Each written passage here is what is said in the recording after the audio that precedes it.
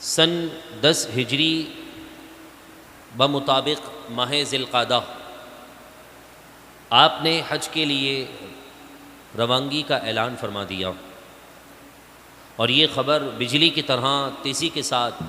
صحابہ اکرام علیہم رضوان اور مسلمانوں میں پھیل چکی تھی کہ سارا عرب رسول اللہ صلی اللہ علیہ وسلم کے ساتھ حج کرنے کی خواہش رکھتا تھا۔ عقید و جہاں صلی اللہ علیہ وسلم نے ماہ ذی القعدہ کی آخری جمعرات مسجد نبوی شریف کے اندر نماز کی ادائیگی کے فوراً بعد غسل فرما کر اپنے مقدس جسم اطہر پر مبارک لباس یعنی احرام کی چادریں اوڑھ کر آپ نے نماز ظہر مسجد نبوی میں ادا فرمائی، اور اس کے بعد یہ قافلہ حج کے لیے حج کے ارادے سے مدینے سے مکے کی طرف روانہ ہوتا ہے۔ رسول اللہ علیہ والسلام نے اس حج میں اپنی تمام ازواج کو اپنے ساتھ لیا اور انہیں کہا کہ تم بھی ہمارے ساتھ اس حج میں شریک ہو سکتی ہو، تو ساری ازواج مطہرات کی بھی خوشی اپنی جگہ پر تھی، اور رسول اللہ صلی اللہ علیہ وسلم اپنے صحابہ اور اپنے اہل بیت اہل و عیال کے ساتھ اپنی ازواج امہات المؤمنین کے ساتھ رسول اللہ علیہ والسلام ذی القعدہ کی آخری جمعرات ظہر کی نماز کی ادائیگی کے فوراً بعد مدینے سے نکل کر مکے کی طرف روانہ ہو رہے ہیں۔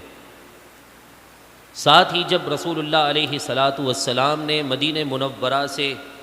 تقریباً 7.25 کلومیٹر یعنی 6 میل دور جب آپ میقات پر پہنچے، جو کہ اہل مدینہ کا میقات ہے ذوالحلیفہ،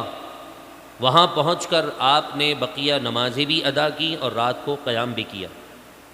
سارے صحابہ اکرام علیہم رضوان اور حضور سے محبت کرنے والے سارے مسلمانوں نے بھی اسی عمل کو دہرایا۔ رات کے قیام کے بعد صبح رسول اللہ علیہ والسلام نے اپنے اس مبارک ذوالحلیفہ والی جگہ سے احرام کی نیت باندھی، اور ابھی آپ نے احرام کی نیت باندھنے سے پہلے امت کے لیے سنت بن جائے احرام سے قبل غسل کرنا، تو آپ نے ذوالحلیفہ یعنی میقات کے قریب جو غسل خانہ تھا وہاں سے آپ نے غسل شریف کیا، اور اس غسل سے قبل جو آپ نے احرام ابھی باندھا ہے، نیت نہیں کی ہے، اس احرام پر ہم سب کی ماں حضرت عائشہ رضی اللہ تعالی عنہا نے عطر شریف لگا دی تھی۔ حضرت عائشہ رضی اللہ تعالی عنہا نے اپنے ہاتھوں سے اس چادر پر بھی اور حضور علیہ والسلام کے مبارک جسم پر بھی عطر شریف لگا دی۔ آپ نے 2 رکعت نماز ادا کی اور اپنی اونٹنی قصوہ پر سوار ہو کر آپ احرام باندھ کر بلند آواز سے تلبیہ یعنی لبیک اللہم لبیک پڑھتے ہوئے اپنی منزل کی طرف رواں دواں تھے۔ حضرت جابر رضی اللہ تعالی عنہ روایت کرتے ہیں کہ فرمایا کہ جب یہ قافلہ ذوالحلیفہ سے مکے کی طرف روانہ ہوا حضور کی اقتداء میں، وہ منظر بھی کتنا پیارا منظر ہوگا کہ سارے سفید چادروں میں ہیں۔ آج بھی یہ منظر دیکھتے ہیں جب پاکستان کی سرزمین پر بیٹھ کر ٹی وی پر، تو وہ منظر ایک الگ ہی ہو رہا ہوتا ہے، لیکن اندازہ لگائیے اس وقت تو بذات خود رسول اللہ موجود ہیں، اصحاب بھی موجود ہیں، حضور کے اہل بیت بھی موجود ہیں، اور ازواج مطہرات بھی موجود ہیں۔ وہ منظر کتنا پیارا منظر ہوگا۔ اسی منظر کو حضرت جابر نے اپنے الفاظ میں بیان کیا اور کہتے ہیں کہ جب ہم ذوالحلیفہ سے مکے کی طرف روانہ ہوئے تو میں نے مڑ کر دیکھا، اور مڑ کر جب دیکھا کہ یہ منظر کیسا منظر ہے، تو کہتے ہیں آگے بھی پیچھے بھی دائیں بھی بائیں بھی ہر طرف ایک نور ہی نور کا سما تھا، اور ہر ایک نے رسول اللہ کی مبارک ادا کو ادا کرنے کے لیے اپنے جسموں پر 2 چادریں رکھی ہوئی تھیں، یعنی احرام باندھا ہوا تھا۔ کہتے ہیں ہر طرف لوگوں کا ایک سر ہی سر نظر آ رہا تھا، ایسا محسوس ہو رہا تھا کہ سروں کا سمندر آ چکا ہے۔ حضرت جابر رضی اللہ تعالی عنہ کہتے ہیں کہ اس وقت یا تو 1,14,000 افراد تھے، لیکن زرقانی جلد نمبر 3 صفحہ نمبر 106 اس کتاب کے بقول اس وقت رسول اللہ علیہ والسلام کے ساتھ حجاج کرام کی جو تعداد تھی وہ 1,24,000 کم و بیش تھی، کہ 1,24,000 کے قریب اس وقت رسول اللہ کے ساتھ مسلمانوں نے حج ادا فرمایا تھا۔ یہ قافلہ اپنی منزل کی طرف رواں دواں ہے۔ آگے اس قافلے کی ابتدا اور اقتدا، اس کی لیڈرشپنگ رسول اللہ علیہ والسلام کے ہاتھ میں ہے، اور یہ حضور کے ہمراہ، یہ سارے حضور کے ہمراہ جو ہے وہ مدینے سے مکی کی طرف جا رہے ہیں۔ یہ قافلہ چلتے چلتے راستے میں بے شمار واقعات پیش آئے۔ ہر موقع پر رسول اللہ علیہ والسلام نے مسلمانوں کی تعلیم کے لیے صبر کا درس دیا، اور ایک ہی بات آپ اکثر فرمایا کرتے تھے ہماری تعلیم کے لیے، حالانکہ صحابہ کرام کو اس زمانے میں اس چیز کی حاجت نہ تھی، کہ آپ فرماتے تھے کہ فلا رفث ولا فسوق ولا جدال فی الحج، حج کے ایام میں نہ تو جھگڑا کرنا ہے، نہ گناہ کی بات کرنا ہے، اور نہ ہی کسی بھی قسم کی فحش، کوئی کسی بھی قسم کی بے حیائی والی بات کرنی ہے، اور نہ ہی کوئی گناہ کرنا ہے۔ حضور صحابہ کرام علیہم رضوان کے ذریعے سے ہمیں یہ تعلیم، حاجیوں کو، بعد میں آنے والے مسلمانوں کو یہ تعلیم دے رہے تھے کہ وطن بھی اپنا نہیں ہے، کپڑے بھی من پسند نہیں ہیں، اور وہ 2 چادریں ہیں جو بظاہر پہننے کی مسلمانوں کو اور انسانوں کو عادت بھی نہیں ہے، اور پھر سفر کی تھکن بھی ہے، اور پھر سفر کے اختتام پر فضیلت بھی اتنی بڑی کہ سارے گناہ دھل جا رہے ہیں، شیطان مسلسل پیچھے لگا ہوا ہے، کسی طرح حاجیوں کو روک دے، اور اگر روک نہ پائے تو حج کی برکتیں زائل کر دے۔ لیکن یہ سارا معاملہ تو میرے لیے اور آپ کے لیے تھا۔ آقا دو جہاں صلی اللہ تعالیٰ علیہ وسلم کے صحابہ تو ان تمام چیزوں سے اللہ کی عطا کردہ انعام اور اکرام، حضور کی صحبت، حضور کی شاگردی کو اختیار کرنے کی وجہ سے محفوظ سے اللہ رب العالمین نے انہیں ان تمام چیزوں سے بچا کر رکھا ہوا تھا، حضور کے نالین کے صدقے سے۔ جب یہ 34 ذی الحجہ کو رسول اللہ علیہ والسلام کے ساتھ یہ قافلہ مکۃ المکرمہ میں داخل ہوا، تو اس وقت جو بنو ہاشم کے جو لڑکے تھے، چھوٹے چھوٹے بچے، بنو ہاشم کے لڑکوں نے رسول اللہ کا استقبال شان و شوکت کے ساتھ کیا، اور اس انداز میں استقبال کیا کہ بڑے خوش تھے، وجد کی کیفیت تھی، جھوم رہے تھے۔ رسول اللہ علیہ والسلام بچوں سے تو کتنی الفت اور محبت رکھتے تھے، آپ نے چھوٹے چھوٹے بچوں کو اپنے ساتھ سواری پر سوار کر دیا، اور سواری پر سوار کرنے کے ساتھ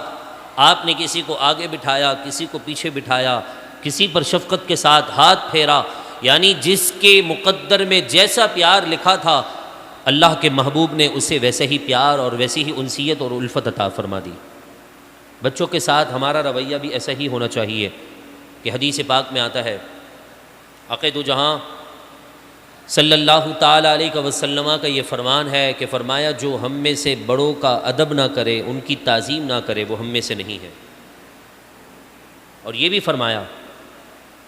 جو ہمارے چھوٹوں پر شفقت نہ کرے وہ بھی ہم میں سے نہیں ہے۔ ہمارے یہاں پر لوگ جب نئے نئے مسلمان ہوتے تو بچپن سے مسلمان ہیں، لیکن ان کے اوپر جب اسلام کا زیادہ جوش چڑھ جاتا ہے تو ایسی صورت میں وہ بچوں کو جھاڑنا شروع کر دیتے ہیں، ہٹا دیتے ہیں بیچ کی صفوں سے، اور جھاڑ کر پیچھے بھیج دیتے ہیں۔ ایسا نہیں کرنا چاہیے۔ آپ ذرا یہ تصور کریں کہ آپ کی سگی اولاد ہو، اور آپ اس کو مسجد میں لے کر جائیں اس غرض سے کہ یہ مسجد کا عادی بن جائے، اور برابر میں کوئی صوفی نمازی ہو جو نام نہاد صوفی ہو، جو ہے آپ کے بچے کو جھاڑ کر پیچھے پھینک دے، مجھے بتائیے آپ کے دل پر کیا جو ہے بیتے گی کہ میں اپنے بچے کو دین سے قریب کرنے کے لیے لایا ہوں، اور یہ بندہ کیسا مسلمان ہے کہ بچے کو جھاڑ کر وہاں سے پیچھے بھیج رہا ہے۔ اصول تو یہی ہے کہ بچوں کو پچھلی صفوں میں ہونا چاہیے، کہ بچے نابالغ بچے مسجد کی بیچ کی صفوں میں نہ ہوں، تاکہ خلا بیچ میں نہ آ جائے اور یہ صف مکمل ہو جائے۔ یہ بات والد کو بھی سمجھنی چاہیے، لیکن اگر نادانی اس کے والد نے کی ہے تو آپ مسجد کی پہلے صف کے نمازی ہو کر آپ مسجد کی رونق کو بڑھانے کے بجائے بچوں کو جھاڑ کر رسول اللہ کا دل انور کیوں رنجیدہ کر رہے ہیں؟ آپ بچوں کے ساتھ پیار سے پیش آ جائیں، محبت سے سمجھا دیں. اور یہ بچے دولت کے بھوکے نہیں، محبت کے بھوکے ہوتے ہیں. جو ان کو پیار دے دے، جو ان سے الفت رکھے، جو ان سے محبت کرے، بچے ہمیشہ کے لیے اس کے ہو جاتے ہیں. اس کا انتظار کرتے ہیں کہ وہ بندہ کب آئے گا، میں اس سے ہاتھ ملاؤں، اس سے میں ملاقات کروں. مگر ہمارے یہاں تو بالکل ہی معاملہ الٹ ہے. اور پھر والدین کو بھی چاہیے کہ وہ اپنے بچوں کے ساتھ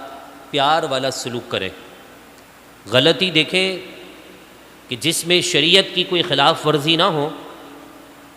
تو ایسی صورت میں آپ نظر انداز کر دیں، چشم پوشی کر دیں، جسے عربی میں کہا جاتا ہے. یعنی سنی انسنی کر دیں کہ گویا دیکھا بھی ہے اور نہ دیکھنا برابر ہو جائے آپ کا. لیکن آپ کو لگے کہ اب یہ حد پار ہو رہی ہے تو آپ کی آنکھ میں وہ پاور ہو، وہ روب ہو کہ آپ کو ہاتھ اٹھانا نہ پڑ جائے. آپ کی آنکھ کی وجہ سے بچے کی ٹانگیں کانپنا شروع ہو جائیں. ورنہ آپ بیجا استعمال کریں گے اپنے ہاتھوں کا تو بچے ڈھیٹ ہو جائیں گے، اور پھر آپ مولوی صاحبان کے پاس اور نہ جانے کن کن کے پاس جا کر آپ شکایتیں کر رہے ہوں گے، جی ہمارے بچے کو سمجھائیے، غلطی تو آپ کی تھی، بچہ آپ کا ہے، جو ہے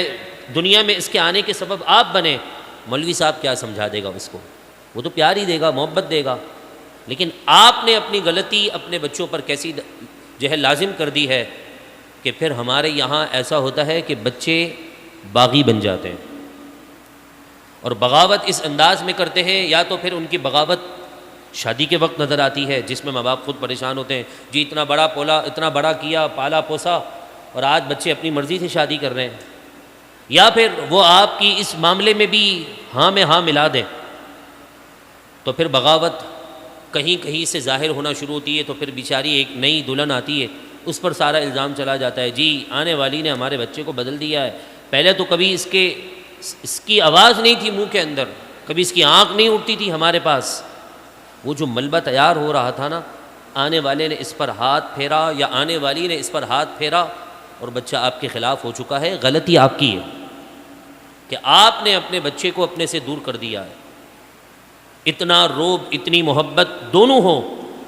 کہ بچہ آپ کے سامنے غلط بات نہ کرے، آپ کے سامنے بےہودگی والی کوئی بات نہ کرے، اور اتنا پیار ضرور ہو کہ دل کی بات آپ سے دور کر دے. مشورہ لے تو آپ مشورہ دیں. ہمارے یہاں تو الٹا ہو گیا ہے نا،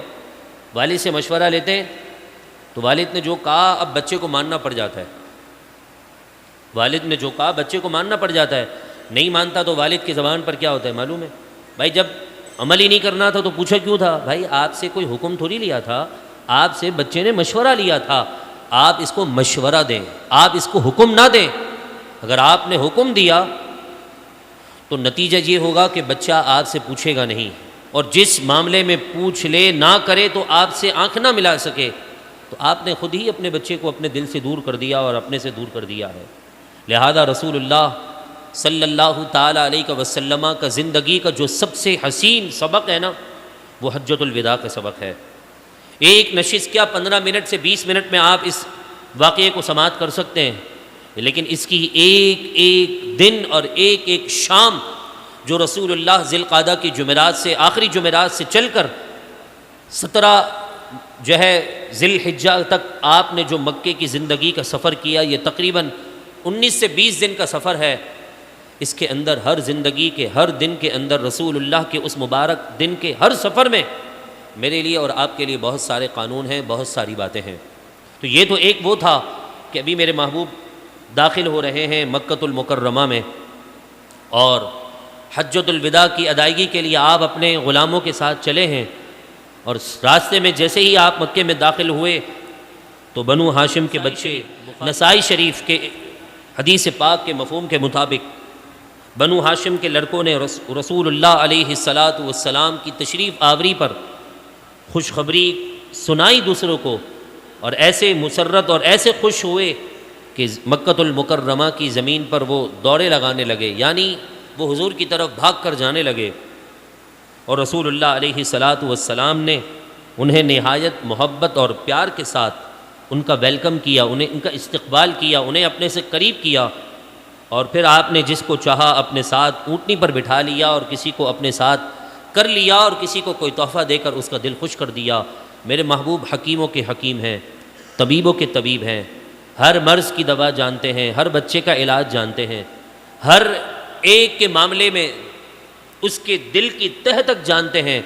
یہ اپنا ان کا نہیں بلکہ یہ اللہ کا عطا کردہ ہے۔ اس کے بعد آقا دو جہاں صلی اللہ علیہ وسلم نے فجر کی نماز مکۃ المکرمہ کی حدود میں داخل ہوتے ہی ادا کی، کیونکہ اس وقت فجر کی نماز کا وقت تھا۔ آپ نے نماز فجر ادا کرنے کے بعد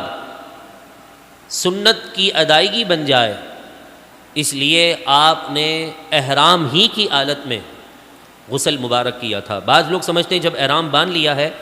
تو اب ہم غسل نہیں کر سکتے، ایسا نہیں ہے۔ احرام دو چادروں کے باندھنے کا نام نہیں ہے، احرام دو چادروں کے باندھنے کے بعد نیت کرنے کا نام ہے کہ اس دو چادروں کے درمیان آپ شہر کراچی میں گھومتے رہیں دو چادروں کو پہن کر، آپ حالت احرام میں نہیں کہلائیں گے۔ حالت احرام میں کب ہوں گے؟ کہ جب آپ احرام کے دو چادریں باندھ لیں اور نیت کر لیں۔ اب جو پابندیاں حالت احرام کی ہیں وہ آپ پر لازم ہو جائیں گی۔ آقا دو جہاں صلی اللہ علیہ وسلم نے نماز فجر کی ادائیگی کے بعد مقام ذی طوا میں غسل شریف کیا، اور غسل کرنے کے بعد آپ مکے میں داخل ہوئے۔ اشراق چاش کا وقت تھا، یعنی سورج اپنی اس مبارک چمک کے ساتھ حضور کو سلامی پیش کر رہا تھا اس دن کا سورج، اور پھر آپ نے نماز فجر تو مکۃ المکرمہ کی اس باؤنڈری پر یعنی حد پر حدود میں داخل ہوتے ہی ادا کر لی تھی۔ غسل شریف کرنے کے بعد آپ مطاف کی طرف بڑھتے ہیں، آپ کی نظریں جھکی ہوئی ہیں۔ اس منظر کو ذرا اپنے خیالوں میں تصور میں لے کر آئیں کہ حضور علیہ الصلاۃ والسلام کے قدموں تک ہی اگر امت کی سوچ رہے، تصور رہے، تب بھی امت کی کامیابی کا سب سے بڑا بہترین ذریعہ ہے۔ حضور کے چہرے انور تک تو بہت دور کی بات ہے، بس اتنا ہی ہو جائے کہ ہم تصور میں یہ وہاں تک پہنچیں کہ حضور اپنے قدم مبارک اٹھا کر صحابہ کرام علیہم رضوان کے ساتھ اس خانہ کعبہ کے طواف والی جگہ جسے مطاف کہا جاتا ہے اس میں داخل ہو رہے ہیں۔ چاش کا وقت ہے، سورج چمک رہا ہے، سورج طلوع ہو چکا ہے، اور نماز سورج کے طلوع ہونے کے 20 منٹ تک جو تاخیر ہوتی ہے کہ نماز ادا نہ کی جائے، کوئی سجدہ نہ کیا جائے جسے مکروہ وقت کہا جاتا ہے، اس کے بعد اشراق اور چاش کا وقت شروع ہوتا ہے۔ یعنی آپ اگر موجودہ